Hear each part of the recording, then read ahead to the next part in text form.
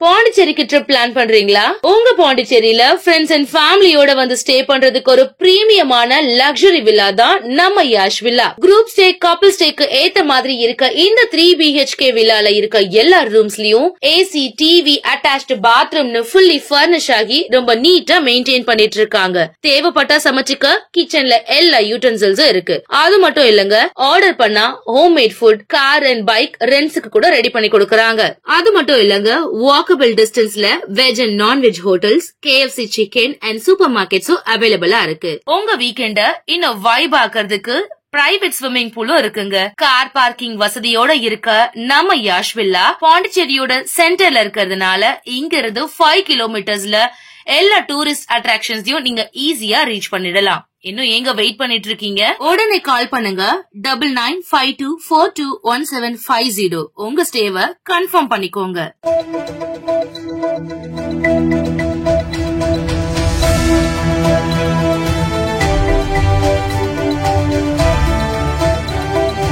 வணக்கம். சக்தி சேனலின் புதுவையின் இன்றைய நிகழ்வுகள். புதுச்சேரி பல்கலைக்கழக மாணவிக்கு பாலியல் தொந்தரவு கொடுத்த பேராசிரியரை பணிநீக்கம் செய்ய வேண்டும் என வலியுறுத்தி இந்தியா கூட்டணி கட்சி சார்பில் புதுச்சேரி மத்திய பல்கலைக்கழக நுழைவு வாயில் முன்பு கண்டன ஆர்ப்பாட்டம் நடைபெற்றது. மத்திய பல்கலைக்கழக மாணவிக்கு பாலியல் தொந்தரவு கொடுத்த பேராசிரியர் மாதவையாவை பணிநீக்கம் செய்ய வேண்டும், போராட்டத்தில் ஈடுபட்ட மாணவர்கள் மீது தடியடி நடத்திய காவலர்கள் மீது நடவடிக்கை எடுக்க வேண்டும், மாணவர்கள் மீது போடப்பட்ட வழக்கை திரும்பப் பெற வேண்டும் என்பன போன்ற கோரிக்கைகளை முன்வைத்து இந்தியா கூட்டணி சார்பில் கண்டன ஆர்ப்பாட்டம் நடத்தப் போவதாக அறிவிக்கப்பட்டிருந்தது. அதன்படி புதுச்சேரி காலாப்பட்டு மத்திய பல்கலைக்கழக நுழைவு வாயில் முன்பு நடைபெற்ற கண்டன ஆர்ப்பாட்டத்தில் முன்னாள் முதலமைச்சர் நாராயணசாமி, காங்கிரஸ் கட்சி தலைவர் வைத்தியலிங்கம், எதிர்க்கட்சித் தலைவர் சிவா, இந்திய கம்யூனிஸ்ட் கட்சி மாநில செயலாளர் சலீம் உள்ளிட்ட இந்தியா கூட்டணி கட்சி நிர்வாகிகள் 100க்கும் மேற்பட்டோர் திரளாக கலந்து கொண்டு கோரிக்கைகளை வலியுறுத்தி கண்டன கோஷங்களை எழுப்பினார்கள். பேராசிரியர் மீது நடவடிக்கை எடுக்காத பட்சத்தில் ஆளுநர் மாளிகை முற்றுகையிட்டு போராட்டத்தில் ஈடுபட போவதாக எச்சரித்தனர்.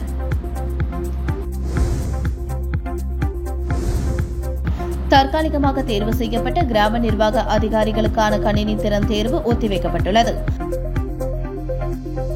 புதுவை அரசின் தேர்வு அமைப்பின் உறுப்பினர் செயலர் ஜெய்சங்கர் வெளியிட்டுள்ள செய்திக்குறிப்பில், வருவாய் மற்றும் பேரிடர் மேலாண்மை துறையில் தற்காலிகமாக தேர்வு செய்யப்பட்ட கிராம நிர்வாக அதிகாரிக்கான கணினி திறன் தேர்வு 26/10/2025 அன்று நடைபெறுவதாக இருந்தது.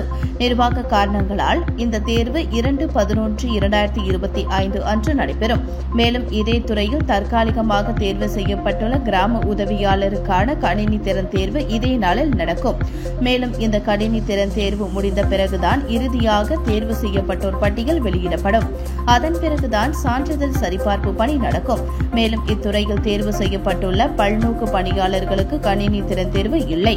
கிராம நிர்வாக அதிகாரி, கிராம உதவியாளர், பல்நோக்கு பணியாளர் ஆகிய 3 பதவிகளுக்கும் இறுதி பட்டியல் வெளியான பிறகுதான் சான்றிதழ் சரிபார்ப்பு பணி நடக்கும் என குறிப்பிடப்பட்டுள்ளது. தனது மகளை விட நன்றாக படித்த சிறுவனுக்கு எலி பேஸ்ட் கொடுத்து கொலை செய்த தாய்க்கு ஆயுள் தண்டனை விதித்து காரைக்கால் நீதிமன்றம் தீர்ப்பளித்தது. புதுச்சேரியில் காரைக்கால் மாவட்டம் நேரு நகர் வீட்டு வசதி வாரிய குடியிருப்பை சேர்ந்தவர் ராஜேந்திரன் நட்பது. இவர் நியாய விலைக் கடையில் பணியாற்றி வருகிறார். இவரது மகன் பாலமணிகண்டன் 13 அங்குள்ள தனியார் பள்ளியில் 8ஆம் வகுப்பு படித்து வந்தார். வகுப்பில் முதல் மதிப்பெண் எடுத்து வந்த இவர் பல்வேறு கலைகளையும் பயின்று வந்துள்ளார். கடந்த 2022ஆம் ஆண்டு செப்டம்பர் 2ஆம் தேதி பள்ளியில் ஆண்டு விழா ஒத்திகை நடந்து கொண்டிருந்த போது வீடு திரும்பிய பாலமணிகண்டன் வாந்தி எடுத்தபடி மயங்கி விழுந்துள்ளார். அவரை காரைக்கால் அரசு மருத்துவமனையில் அனுமதித்த போது அவர் அங்கு சிகிச்சை பலனின்றி பலியானார். இதுகுறித்து விசாரணை நடத்தப்பட்ட போது அவருடன் பள்ளியில் படிக்கும் அருள் மேரியின் தாய் சகாய மேரி குளிர்பானத்தில் விஷம் கலந்து பள்ளி காவலாளி மூலம் பாலமணிகண்டனுக்கு கொடுத்தது தெரியவந்தது.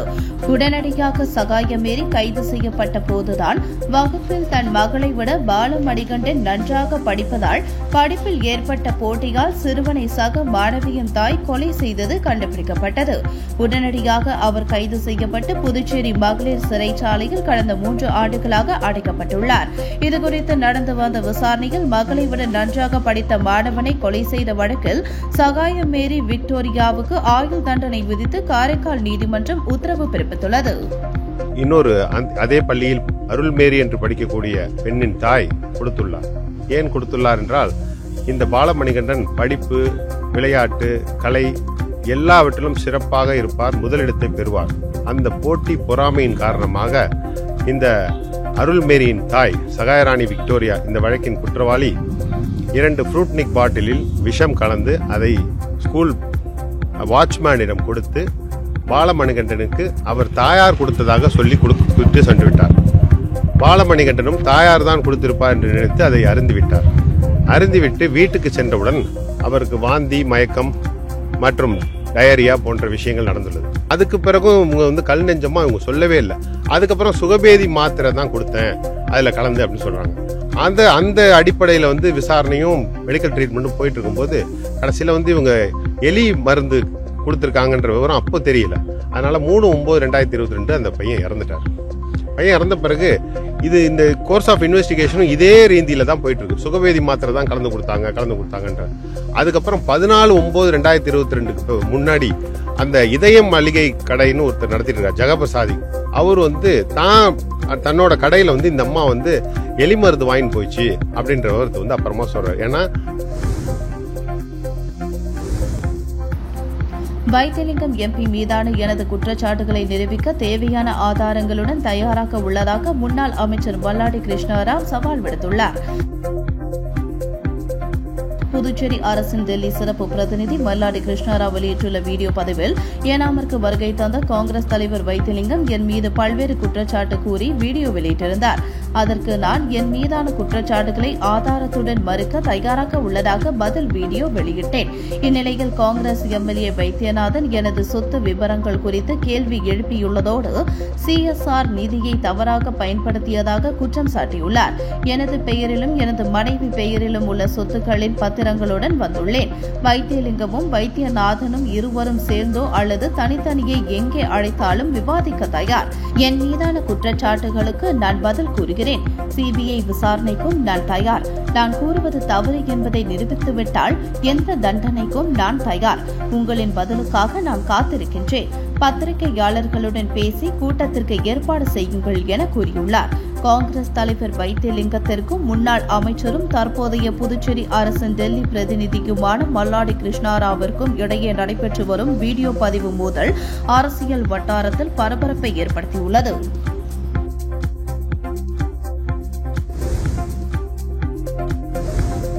புதுச்சேரியில் இணைய வழி மூலம் 7 பேரிடம் ரூபாய் 1.59 லட்சம் மோசடி செய்த கும்பலை போலீசார் தேடி வருகின்றனர்.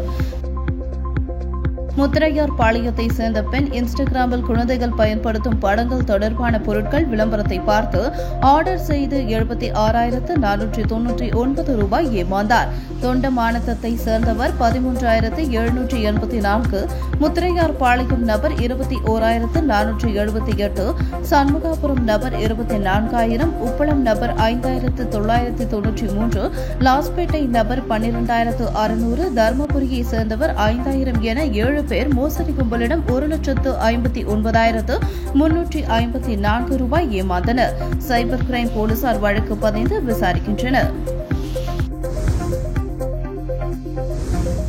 தேங்காய் திட்டு பகுதியில் சுமார் 22.30 லட்சம் மதிப்பில் கருமாதி கொட்டகை கட்டும் பணியினை தொகுதி எம்எல்ஏ பாஸ்கர் என்கின்ற தட்சிணாமூர்த்தி பூஜை செய்து தொடங்கி வைத்தார். அரியாங்குப்பம் தொகுதிக்குட்பட்ட தேங்காய் திட்டு ஐயனார் கோவில் தெருவில் நகராட்சி மூலம் சுமார் 22.30 லட்சம் மதிப்பில் கருமாதி கொட்டகை கட்டும் பணிக்கான பூமி பூஜை விழா இன்று நடைபெற்றது. இதில் தொகுதி சட்டமன்ற உறுப்பினர் பாஸ்கர் என்கின்ற தட்சிணாமூர்த்தி கலந்து கொண்டு பூஜை செய்து பணியினை தொடங்கி வைத்தார். இந்த நிகழ்ச்சியில் புதுச்சேரி நகராட்சி ஆணையர் கந்தசாமி, செயற்பொறியாளர் சிவபாலன், உதவி பொறியாளர் வெங்கடாச்சலபதி, இளநிலை பொறியாளர் ஞானசேகரன் மற்றும் தொகுதி என்ஆர் காங்கிரஸ் நிர்வாகிகள் உட்பட பலர் கலந்து கொண்டனர். அரியாங்குப்பம் தொகுதிக்குட்பட்ட பகுதியில் உள்ள நீர் வழித்தடங்கள் மற்றும் வாய்க்கால்களில் ஏற்பட்டுள்ள அடைப்புகளை உடனடியாக தூர்வார வேண்டும் என அதிமுக பொருளாளர் ரவி பாண்டரங்கன் தலைமையில் அதிமுகவினர் அரியாங்குப்பம் கொம்யூன் பஞ்சாயத்து ஆணையரை சந்தித்து மனு அளித்தனர். அரியாங்குப்பம் தொகுதி காக்காயந்தோப்பு, அபிராமி நகர், வீராம்பட்டினம் சுனாமி குடியிருப்பு ஆகிய பகுதிகளில் மழைநீர் தேங்கி நிற்கிறது. இதனால் குடியிருப்பு மக்கள் பெரிதும் அவதிப்படுகின்றனர். இதுகுறித்து தகவல் அறிந்த அதிமுக மாநில பொருளாளர் ரவி பாண்டிரங்கன் மற்றும் நிர்வாகிகள் முன்னிலையில் அந்த பகுதிகளில் ஆய்வு மேற்கொண்டார். பின்னர் மழை பாதிப்பால் பாதிக்கப்பட்ட மக்களை நேரில் சந்தித்து ஆறுதல் கூறினார். அதனைத் தொடர்ந்து அரியாங்குப்பம் கொம்யூன் பஞ்சாயத்து பொறுப்பு ஆணையர் நாகராஜன் மற்றும் மேல்நிலை பொறியாளர் சுரேஷ் ஆகியோரிடம் அடுத்து வருகின்ற கனமழையை முன்னிட்டு வாய்க்கால் அனைத்தையும் தூர்வார வேண்டும், மழைநீர் தடையின்றி செல்ல வழிவகை செய்ய வேண்டும், நீர் வழித்தடங்களில் ஏற்பட்டுள்ள அடைப்புகளை சரி செய்ய வேண்டும், காக்காயந்தோப்பு பகுதியில் உள்ள குளத்தில் தேங்கிய மழைநீரால் பொதுமக்கள் பெரிதும் பாதிக்கப்படுகின்றனர், அவை வெளியேற்ற நடவடிக்கை எடுக்க வேண்டும் உள்ளிட்ட பல்வேறு கோரிக்கைகளை முன்வைத்து மனு அளித்தனர். மனுவை பெற்றுக்கொண்ட ஆணையர் உரிய நடவடிக்கை எடுப்பதாக உறுதியளித்தார். உடன் அரியாங்குப்பம் அதிமுக தொகுதி கழக செயலாளர் ராஜா மற்றும் தொகுதி தலைவர் ராஜேந்திரன், வீராம்பட்டினம் வார்டு கழக செயலாளர் பன்னீர்செல்வம், தொகுதி துணை செயலாளர் சிவா, அம்மா பேரவை இணை செயலாளர் ஜீவா, வார்டு கழக செயலாளர்கள் ஜெயக்குமார், பாலு, ரங்கநாதன், தொகுதி மேலவை பிரதிநிதி குமரன் மற்றும் வார்டு கழக நிர்வாகிகள் நாகப்பன், கோபி, கலைசெல்வன், செல்வம், அன்பு, எம்ஜிஆர் மன்ற தொகுதி செயலாளர் சரவணன், அசோக் ராஜ், முனியப்பன் என கழக நிர்வாகிகள் பலர் உடனிருந்தார்கள்.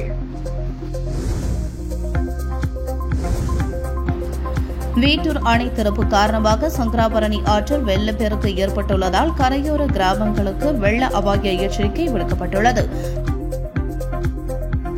வடகிழக்கு பருவமழை கடந்த 16ஆம் தேதி துவங்கிய நிலையில் விழுப்புரம் மாவட்டம் வீட்டூரில் சங்கராபரணி ஆற்றின் குறுக்கே உள்ள வீட்டூர் அணையின் மொத்த கொள்ளளவான 32 அடிகள் நேற்று காலை 31.300 அடி நிரம்பியது. அணைக்கு வினாடிக்கு 4352 கன அடி நீர் வந்து கொண்டிருந்தது.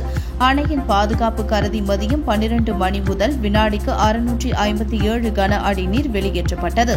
இது ஒரு மணிக்கு 3000 கன அடியாக உயர்த்தப்பட்டது. இதனால் சங்கராபரணி ஆற்றில் வெள்ளப்பெருக்கு ஏற்பட்டு மணலிப்பட்டு, செட்டிப்பட்டு, கைகளப்பட்டு கிராமங்களில் உள்ள படுகை அணைகள் நிரம்பி தண்ணீர் பெருக்கெடுத்து ஓடுகிறது. இதனையடுத்து வருவாய்த்துறை, பொதுப்பணித்துறை மற்றும் போலீசார் புதுச்சேரியை ஒட்டியுள்ள படுகை அணை பகுதிகளை ஆய்வு செய்து ஆற்றில் தண்ணீர் அதிகரித்து வருவதால் ஆற்றில் இறங்கவோ குளிக்கவோ கூடாது என ஒலிபெருக்கி மூலம் கரையோர கிராம மக்களுக்கு எச்சரிக்கை விடுத்தனர். விளம்பர பதாகை வைக்க அனுமதி பெறாவிட்டால் அபராதம் விதிக்கப்படும் என்று உழவர்கரை நகராட்சி ஆணையர் சுரேஷ்ராஜ் எச்சரித்துள்ளார். இது தொடர்பாக அவர் வெளியிட்டுள்ள செய்திக்குறிப்பில், உழவர்கரை நகராட்சிக்கு உட்பட்ட பகுதிகளில் பதாகை விளம்பரம் வைப்பதற்கு உரிய அனுமதி பெற வேண்டும். அனுமதி பெறாமல் வைக்கப்படும் பதாகைகளை அப்புறப்படுத்தவும் மற்றும் அதை வைப்பவர்கள் மீது அபராதம் விதிக்கவும் வழிவகை உள்ளது. எதிர்வரும் வடகிழக்கு பருவமழை காலத்தில் காற்றின் வேகம் அதிகரிக்கும் என்பதால் வெளிப்புறத்தில் பதாகை வைப்பது பொதுமக்களுக்கு ஆபத்தை விளைவிக்கக்கூடும். அனுமதி இல்லாமல் பதாகை வைப்பவர்கள் மீது, அதை பிரிண்ட் செய்தவர் மீதும், அதை தற்காலிகமாக கட்டுமானம் செய்த ஒப்பந்ததாரர் மீதும் குற்றவியல் நடவடிக்கை எடுக்கப்படும். மேலும் கட்டடத்தின் மீது விளம்பர பதாகைகள் வைத்திருக்கும் நிறுவனங்கள் அதன் ஸ்திரத்தன்மை சான்றிதழ் வைத்திருக்க வேண்டும். மேலும் புயல் எச்சரிக்கை காலங்களில் விளம்பர பதாகைகள் வைக்காமல் பார்த்துக் கொள்ள வேண்டும் என குறிப்பிடப்பட்டுள்ளது. ராகுல் காந்தி தேசிய பேரவை சார்பில் காங்கிரஸ் கட்சியின் முன்னாள் தலைவர் ஏவி சுப்பிரமணியன் பிறந்தநாள் விழா வெகு விமர்சையாக கொண்டாடப்பட்டது. ராகுல் காந்தி தேசிய பேரவை சார்பில் காங்கிரஸ் கட்சியின் முன்னாள் தலைவரும் முன்னாள் சபாநாயகரும் அமைச்சருமான ஏவி சுப்பிரமணியன் பிறந்தநாள் விழா வெகு விமர்சையாக கொண்டாடப்பட்டது. ராகுல் காந்தி தேசிய பேரவைத் தலைவரும் ஊடக பிரிவு சேர்மனுமான ஆர். இ. சேகர் தலைமையில் பேரவை துணைத் தலைவர் திருவெங்கடம், வழக்கறிஞர் பிரிவு தலைவர் மருதபாண்டியன் ஆகியோர் முன்னிலையில் புதுச்சேரி மனுகுல விநாயகர் ஆலயத்தில் சிறப்பு பூஜை செய்யப்பட்டு தங்கத்தேர் இழுக்கப்பட்டு பக்தர்களுக்கு அன்னதானம் வழங்கப்பட்டது. தொடர்ந்து முல்லா வீதியில் உள்ள அஜரப் சையத் அகமது மௌலானா சாஹிப் தர்காவில் சிறப்பு தொழுகை செய்யப்பட்டது. அதனைத் தொடர்ந்து ரயில் நிலையம் எதிரில் அமைந்துள்ள தூய இருதய ஆண்டவர் பசிலிகாவில் சிறப்பு பிரார்த்தனை செய்யப்பட்டது. சிறப்பு அழைப்பாளர்களாக புதுச்சேரி பிரதேச காங்கிரஸ் கமிட்டி தலைவர் வைத்திலிங்கம் எம்பி, முன்னாள் முதல்வர் நாராயணசாமி, சட்டமன்ற காங்கிரஸ் கட்சி தலைவர் வைத்தியநாதன் எம்எல்ஏ, முன்னாள் அமைச்சர் கந்தசாமி, மூத்த துணைத் தலைவர் தேவதாஸ், முன்னாள் அரசு கொறடா அனந்தராமன், முன்னாள் சட்டமன்ற உறுப்பினர் கார்த்திகேயன் ஆகியோர் கலந்து கொண்டு சிறப்பித்தனர். மேலும் தயாளன், அசோகன், பிரபு, பிரபு, காங்கிரஸ் கட்சியின் பொதுச் செயலாளர்கள் தனுசு, இளையராஜா, திருமுருகன், உருளையன்பேட்டை வட்டார காங்கிரஸ் தலைவர் ஆறுமுகம், குமரன், கிருஷ்ணராஜ், காங்கிரஸ் செயலாளர்கள் சூசைராஜ், செந்தில், இளைஞர் காங்கிரஸ் தலைவர் ஆனந்தபாபு, ஏம்பலம் மோகன்தாஸ், வீரப்பன், திருக்கனூர் ரகுபதி, மாவட்ட தலைவர் வேல்முருகன், ராஜ்பவன் செயல் தலைவர்கள் நடராஜன், சண்முகம், சார்லஸ், SC/ST பிரிவு தலைவர் ஜெயபாலன், சிறுபான்மை பிரிவு தலைவர் முகமது ஹாசன், உதயகுமார், சாம்பசிவம், புலவர் கோவிந்தராஜ், இந்திரா நகர் ராஜ்குமார், சீதாராமன், கிருஷ்ணன், சையத் மற்றும் மகளிர் காங்கிரஸ் பஞ்சகாந்தி, பொன்னி, பேபி, மணிமேகலை, சித்ரா, சகுந்தலா மற்றும் பலர் கலந்து கொண்டனர்.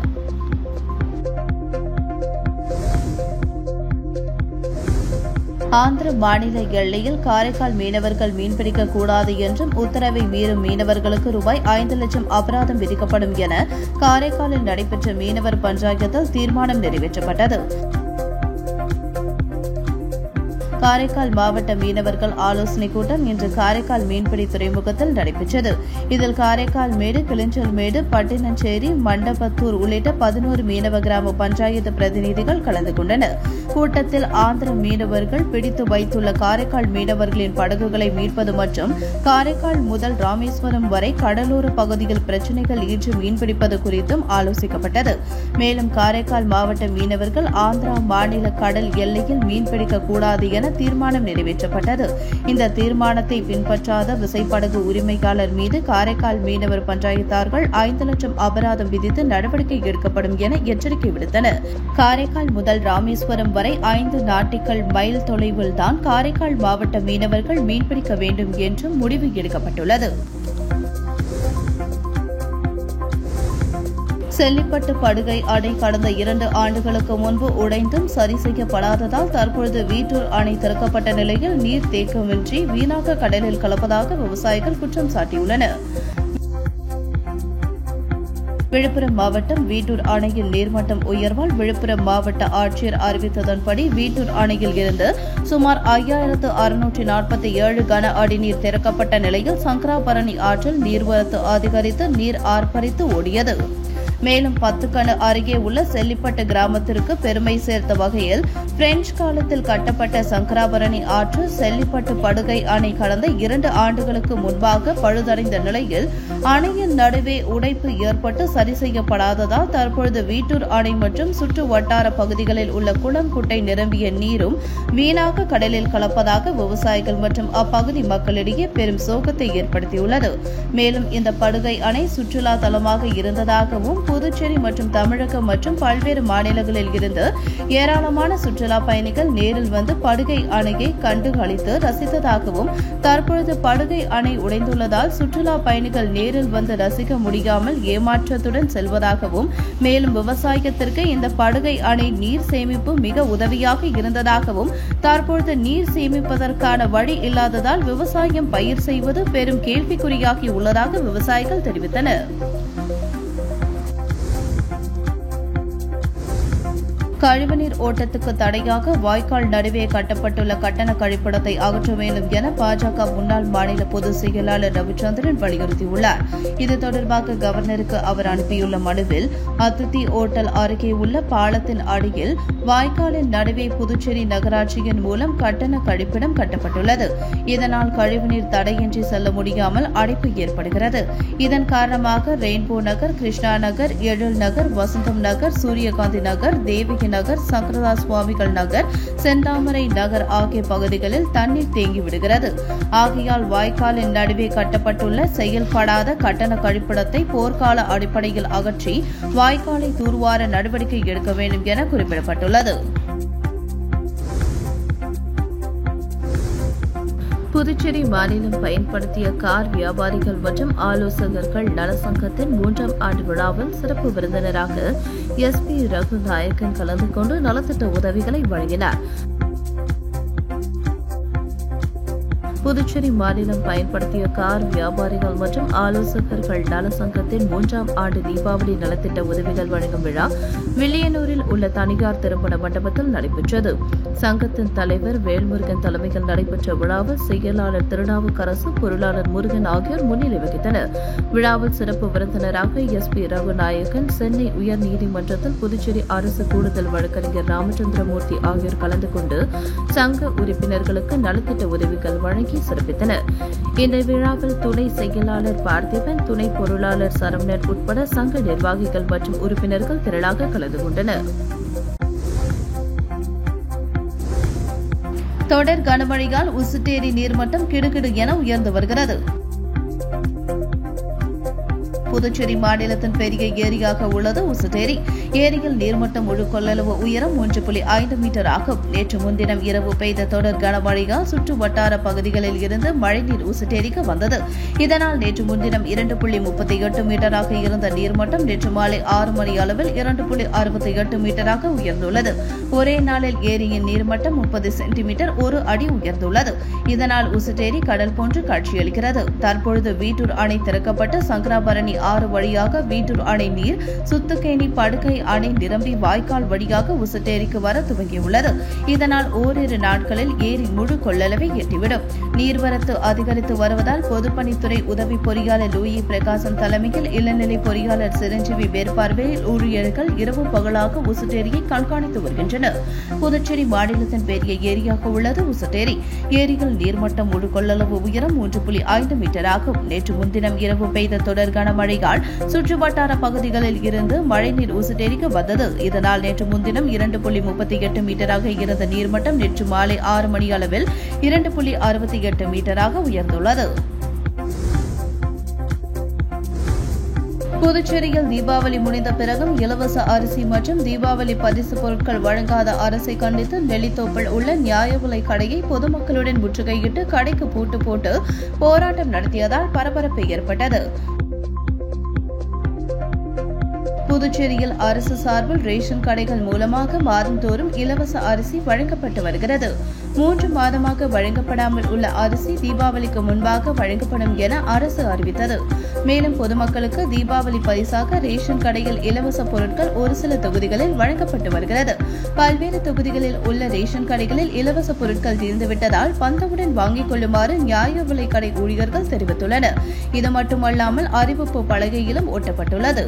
இதனை கண்டிக்கும் வகையில் புதுச்சேரி நெல்லித்தோப்பு சாரம் சாலையில் அமைந்துள்ள நியாய விலை கடையில் தீபாவளி பரிசு பொருட்கள் வழங்காததை கண்டித்தும் இலவச அரிசி வழங்காததை கண்டித்து முன்னாள் MLA ஓம் சக்தி சேகர் தலைமையில் பொதுமக்கள் ஊர்வலமாக சென்று நியாய விலை கடையை முற்றுகையிட்டு போராட்டத்தில் ஈடுபட்டனர். மேலும் நியாய விலை கடை ஊழியர்களை வெளியேற்றி கேட்டை இழுத்து மூடி பூட்டு போட்டனர்.